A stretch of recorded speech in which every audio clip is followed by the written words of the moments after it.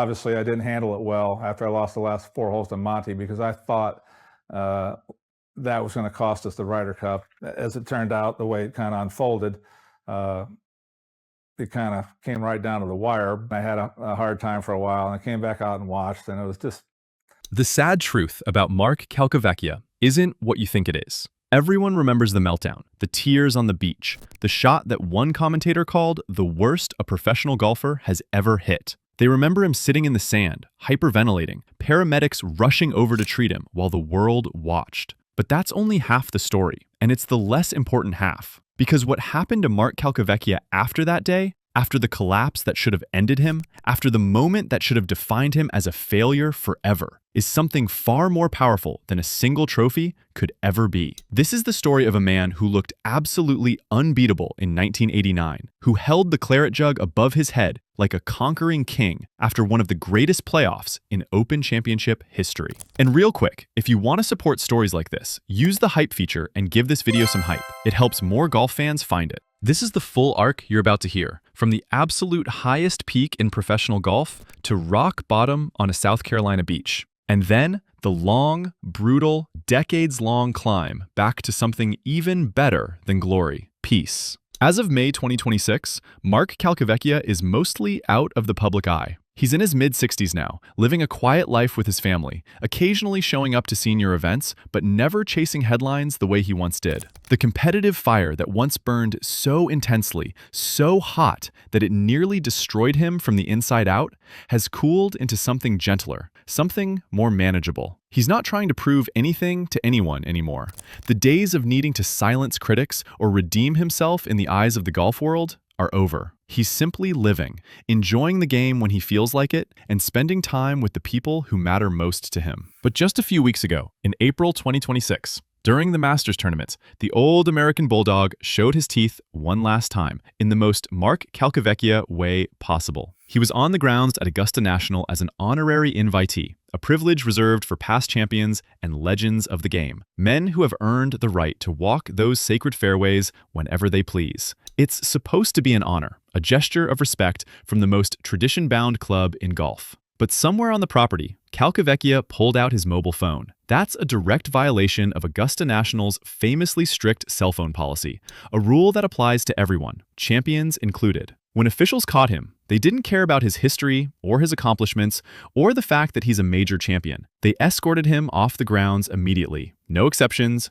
no warnings. Most players, if they found themselves in that situation, would have issued a carefully worded apology. They would have released a statement about respecting the traditions of the game, about understanding the importance of Augusta's rules, about being grateful for the privilege of being invited at all. Not Calc. His reaction was pure, unfiltered, dismissive swagger. He seemed completely unbothered by the entire episode, almost amused by it. In fact, shortly after being kicked out of the most prestigious tournament in golf, he went on social media and posted a maths puzzle for his followers to solve, as if the whole thing was just a minor inconvenience on an otherwise normal Tuesday afternoon. No apology, no regret, no attempt to smooth things over with the golf establishment, just a casual shrug and a move on to the next thing. That little moment, as small as it seems, tells you everything you need to know about who Mark Calcavecchia became after spending decades fighting through the psychological wreckage of 1991. He's a man who no longer bends to the rigid, often suffocating expectations of the professional golf world.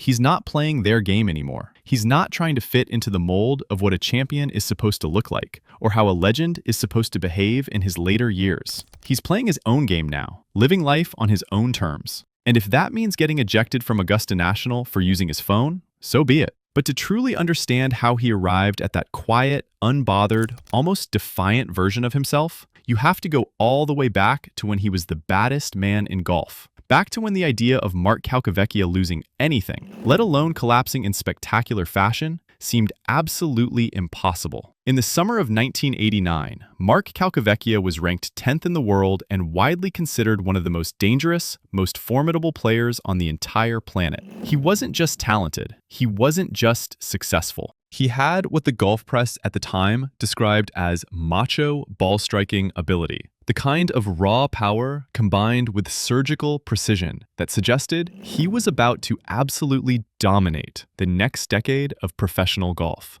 He wasn't a finesse player. He wasn't someone who won through course management or by playing conservative, safe golf. He was aggressive, fearless, and built to win major championships. The nickname American Bulldog fit him absolutely perfectly. He was blunt in his demeanor, powerful in his swing, and emotionally transparent in a sport that usually rewarded cold, stoic composure above all else. When he stepped onto the course at Royal Troon in Scotland for the 118th Open Championship in July 1989, he was carrying a personal conflict that would have shattered the focus of most professional athletes before they even hit their first tee shot. His first wife, Cheryl, was due to give birth to their first child on the final Sunday of the tournament, the day that would decide who won the Claret Jug. Calcavecchia, being the kind of man who valued family above trophies and personal glory, was fully prepared to skip the entire event.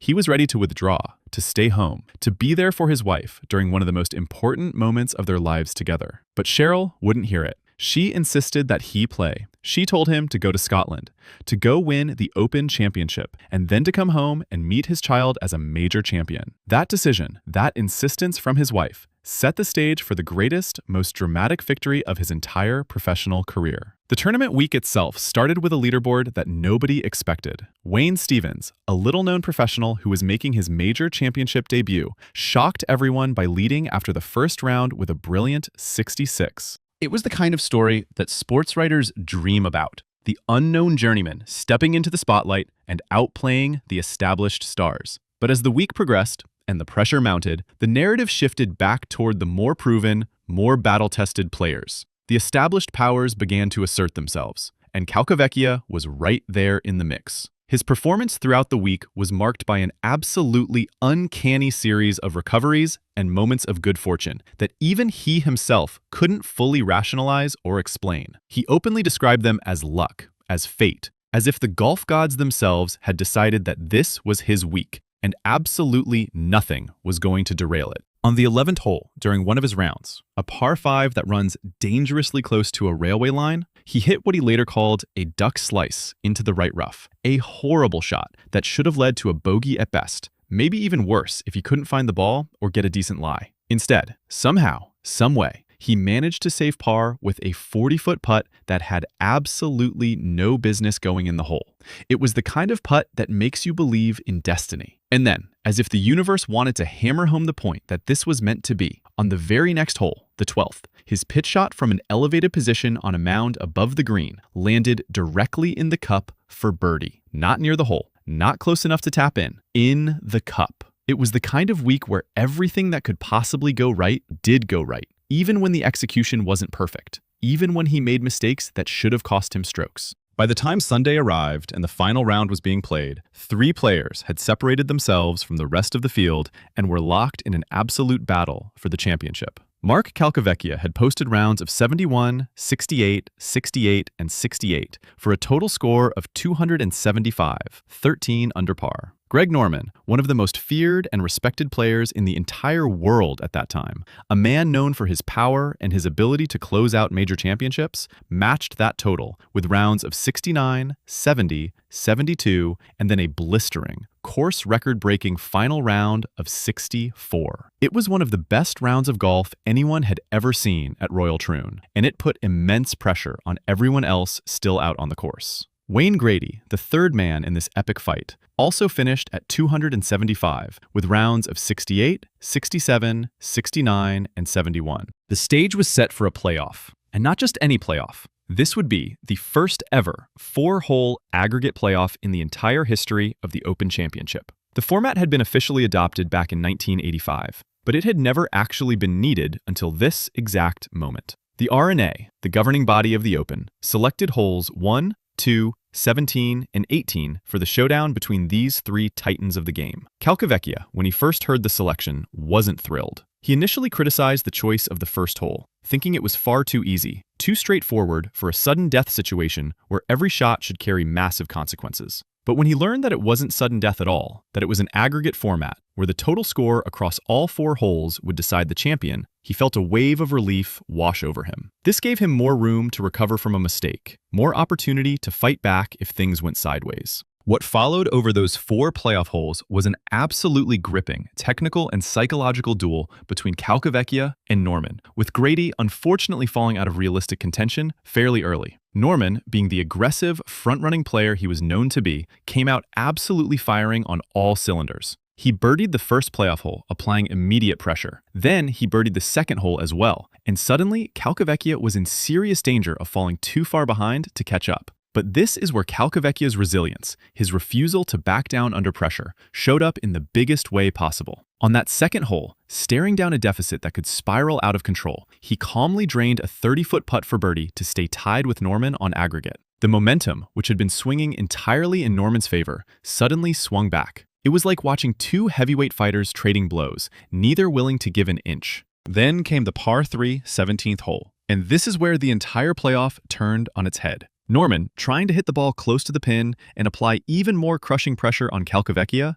absolutely flushed a 3-iron. He hit it too well. He over-pured it, as golfers say, and the ball flew through the green and into trouble on the other side. His chip shot coming back, which should have been routine for a player of his caliber, was misplayed. He made bogey. Calcavecchia, meanwhile, managed to make par. And just like that, they were tied again heading into the 18th and final playoff hole. Everything was on the line. 1 hole to decide who would be the Open champion. The 18th hole became a moment of absolute chaos, mixed with pure, undeniable destiny. Calcavecchia's drive off the tee was terrible. It was a weak, slicing shot, the kind that makes your heart sink into your stomach, because you just know, it's going to find the worst possible trouble. The ball flew right, heading for thick, unplayable rough where his chances of making birdie, or even par, would be virtually 0. But then, something incredible happened. The ball struck a spectator standing in the crowd. It ricocheted off the person and then settled on a walkway in the rough, a hard, flat surface that gave Calcavecchia a completely clean lie, when he absolutely should have been buried in thick grass with no chance of advancing the ball properly. It was luck.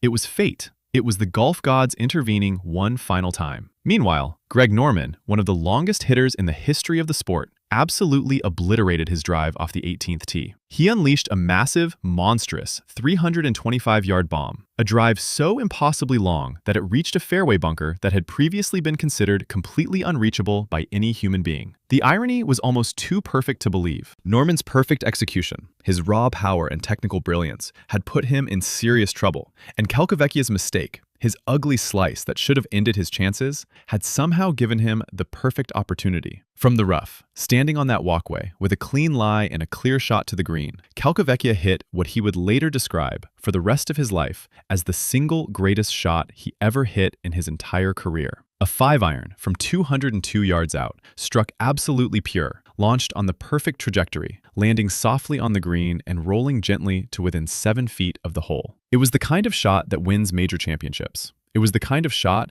that gets replayed on highlight reels for decades. Norman, meanwhile, was in an absolute nightmare situation. He was trapped near the steep, unforgiving lip of that fairway bunker, with an almost impossible angle to work with. He tried to muscle the ball out, tried to salvage something from the wreckage, but he caught it thin. The ball flew out of bounds. It was over. The Claret Jug, the oldest and most prestigious trophy in all of golf, belonged to Mark Calcavecchia. At that precise moment, standing on the 18th green at Royal Troon with that beautiful silver trophy in his hands and the roar of the crowd washing over him, Mark Calcavecchia was the absolute baddest man in the entire sport of golf. He looked and felt invincible, like he was built of solid iron, destined to collect multiple major championships over the coming years and absolutely dominate the professional game for the next decade. The American Bulldog had arrived at the very top of the mountain, and from where he was standing, it looked like nothing and nobody could ever knock him off. Just 2 years later, in the autumn of 1991, Mark Calcavecchia walked onto the ocean course at Kiowa Island as a cornerstone of the American Ryder Cup team. This wasn't just another golf tournament. The entire event had been dubbed the War by the Shore, and that nickname was accurate. The event was taking place against a backdrop of intense American patriotism following the Gulf War, creating what participants described as a contentious, nerve-wracking environment, unlike anything the Ryder Cup had seen before. Fans on both sides were more aggressive, more vocal, more emotionally invested. The stakes felt enormous, not just for golf, but for national pride. And the ocean course itself, a Pete Dye design, legendary for its penal layout and brutal exposure to Atlantic winds, served as the perfect stage for what would become the most painful collapse in Ryder Cup history. On the final day, during the crucial singles matches, Calcavecchia was matched against a young European rookie named Colin Montgomery. Montgomery was talented but inexperienced at this level. For the first 14 holes, Calcavecchia absolutely dominated. He was playing with the same American Bulldog authority that had won him the Open at Troon just 2 years earlier. He was in complete control. Every shot seemed purposeful. Every decision seemed correct. By the time they reached the 15th tee, Calcavecchia had built up a commanding 4-hole lead with only 4 holes left to play. In the history of professional match play golf, a 4-hole lead with 4 remaining is considered almost statistically impossible to lose. All you have to do is have just one of the remaining holes. It should have been a formality, a victory lap. But then something inside Mark Calcavecchia broke. Not physically, but something deep in his mind. Some crucial piece of the psychological machinery that elite athletes rely on to perform under extreme pressure, it just shattered. The 15th hole was a par 4.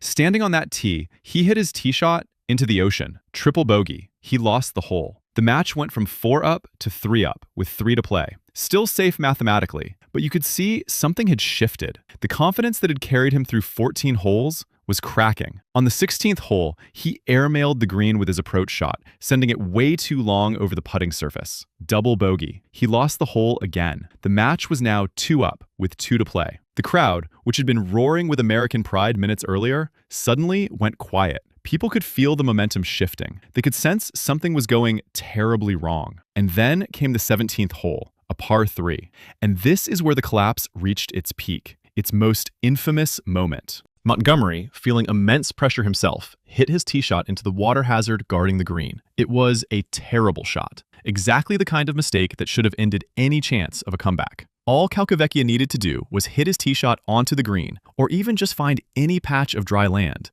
and the match would effectively be over. He would secure the point for the United States and walk away with his dignity intact. But instead, standing on that tee with the crushing weight of national expectation bearing down, with the world watching on live television, he hit what can only be described as one of the worst shots of his career. It was a low, dying flare with a 2-iron, so weak and poorly struck that it barely got off the ground. The ball flew weakly toward the hazard, skipped once on the water surface, and then sank. In the television booth, commentator Johnny Miller said something that would haunt Calcavecchia for 3 decades. Miller called it the worst shot a professional golfer has ever hit. Those words were broadcast to millions around the world, hanging in the air like a permanent verdict. But the nightmare wasn't over. Even after that horrific shot, Calcavecchia still had a chance to salvage double bogey and halve the hole, which would let him walk to the 18th still 1 up. All he needed was to make a simple 2-foot putt. The kind that weekend golfers make without thinking, the kind that pros make in their sleep.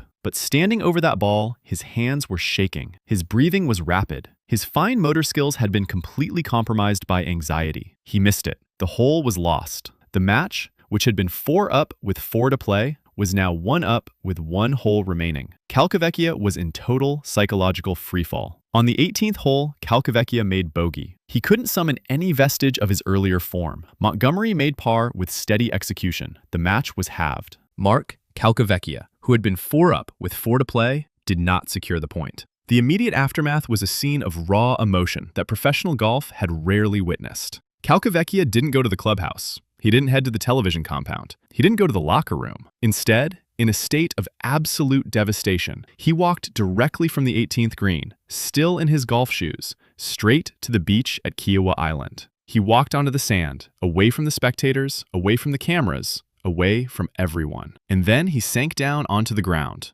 and he cried. Not quiet tears. He cried uncontrollably, his entire body shaking with sobs, his face buried in his hands, completely broken. His distress was so severe that paramedics had to be called to treat him for hyperventilation. He couldn't catch his breath. He was having a full panic attack right there in the sand, while the final Ryder Cup matches were still being played a few hundred yards away. He was convinced that his failure to secure that half point would cost the United States the Ryder Cup. And the weight of that belief, the crushing burden of feeling like he had let down his teammates, his captain, his country, every American golf fan, was unbearable. When the final results came in, The United States had won the Ryder Cup by the narrowest possible margin, 14.5 points to 13.5. The victory came thanks to Bernhard Langer missing a crucial putt in the very last match. So, America won. The team celebrated. But for Calcavecchia, sitting on that beach with sand in his shoes and salt water on his face, that victory felt meaningless. The trophy, the celebration, none of it could erase what had just happened. The psychological damage was permanent. It was trauma that doesn't heal. The secret scandal of his career wasn't a rules violation or a controversy. It was simply the overwhelming psychological weight of the trauma he would carry every single day after that afternoon in 1991. The Ryder Cup collapse transformed his public narrative in an instant. He went from being a superstar in the making, a major champion destined to win multiple majors and lead American golf, to being a cautionary tale, a journeyman of the soul, a man who would forever be associated with the ocean of tears he shed on that South Carolina beach. The invincible aura he had built at Royal Troon 2 years earlier was completely gone. It had been shattered by 4 holes of golf, 4 holes that he would replay over and over in his mind for the rest of his life. After 1991, Mark Calcavecchia entered a completely different phase of his career, one defined not by dominance, but by resilience, eccentricity, and a stubborn refusal to quit. The invincible version of himself was dead and buried on that beach at Kiowa Island. But the fighter inside him, the American Bulldog, refused to quit. He became a true maverick on the PGA Tour, the ultimate working-class hero for fans who valued raw grit and emotional honesty over the polished perfection of his contemporaries. He wasn't trying to be perfect anymore. He had learned that perfection was impossible, that the mind and body could betray you at any moment. He was just trying to survive on tour, to keep his card, to win when he could, and to maintain some dignity in the face of a psychological wound that never healed. The most visible manifestation of his post-Kiowa struggle was his decades-long battle with the putting yips. The yips are a cruel affliction, a psychological condition where the hands develop an involuntary twitch during the putting stroke, making it nearly impossible to control the putter face. For some players, the yips are a death sentence. For Calcavecchia, the yips became a constant war he fought every day. For years, he tried every conceivable grip variation, every piece of equipment, every mental trick he could find, anything that might allow him to remain competitive on the greens. This constant experimentation earned him a reputation as a mad scientist of putting, long before the term was applied to players like Bryson DeChambeau. His approach wasn't data-driven. It was born out of desperation and refusal to accept defeat. He was obsessed with finding some secret technique that would cure the yips and restore the confidence stolen from him on that 17th hole at Kiowa. He was an early adopter of the claw grip, a method that looked awkward but helped stabilize his hands and reduce the involuntary movements.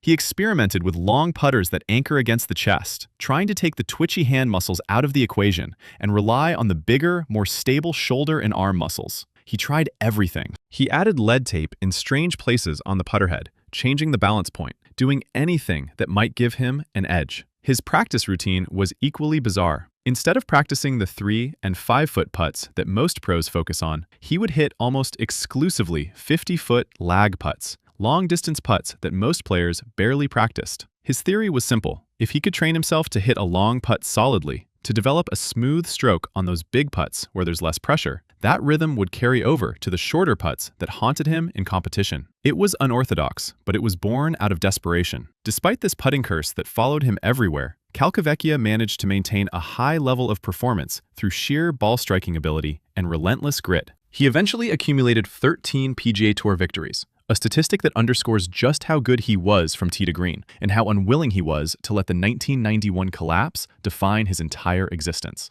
He wasn't going to be remembered only for that afternoon at Kiowa, for the tears and the worst shot ever. He refused to let that be the final word. He was going to fight for every win, every top 10 finish, every moment of respect he could earn. The American Bulldog nickname wasn't just about his physical stature or powerful swing. It was a description of his entire temperament, his complete refusal to hide his emotions or pretend everything was fine when it wasn't. He was known for aggressive emotional outbursts, and he was frequently fined by tour officials for his conduct. He didn't care. He was candid about throwing clubs into oceans, lakes, and rain gutters when frustration boiled over. One famous story involves him kicking a water cooler at a Disney tournament so hard it nearly hit his own mother standing nearby. It would have been a public relations disaster for most athletes, but for Calcavecchia, it was just another day, another example of who he was: blunt, powerful, emotionally volatile, and utterly incapable of hiding what he was feeling. But this radical transparency, this willingness to be broken in public, also earned him deep respect from his peers.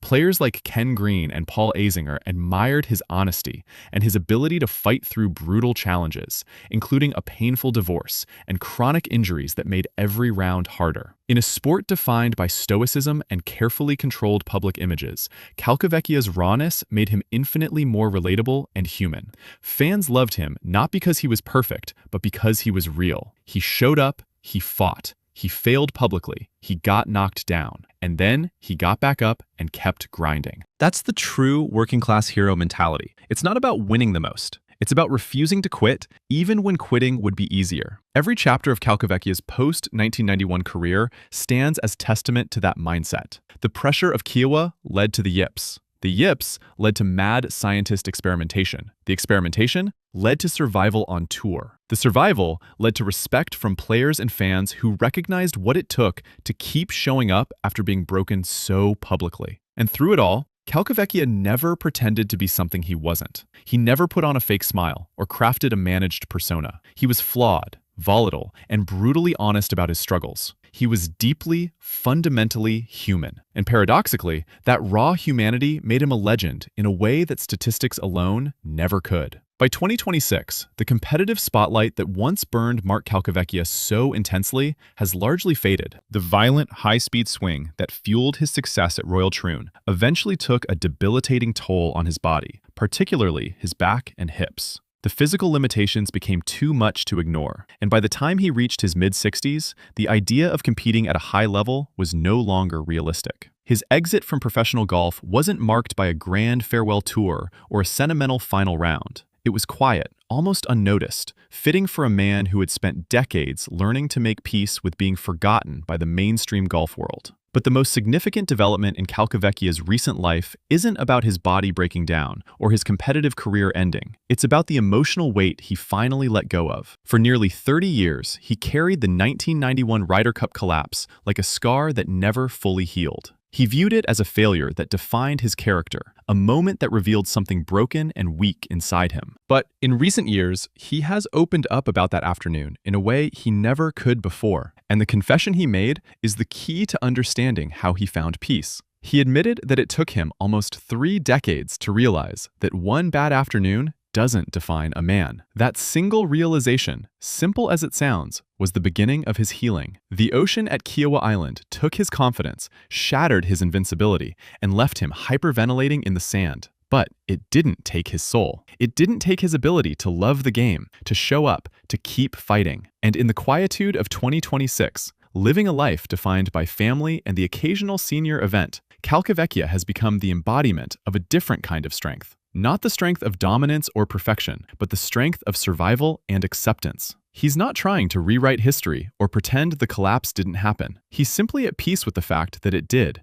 and that he's more than that moment. The story of Mark Calcavecchia is one of the most powerful arcs in the history of professional golf. He went from the absolute peak, holding the Claret Jug at Royal Troon and looking like the future of American golf, to rock bottom on a beach at Kiowa Island, broken and hyperventilating in front of the world. And then he spent the next 2 decades grinding, experimenting, fighting, and refusing to let that collapse be the final word on his career. 13 PGA Tour wins, a major championship, the respect of his peers, and eventually, peace. That's the real legacy of the American Bulldog. Not the collapse, not the tears, but the refusal to stay down. If this story hit you the way it hit me, go ahead and hit that like button, subscribe to the channel, and drop a comment below about what Mark Calcavecchia's journey means to you. Thanks for watching, and I'll see you in the next one.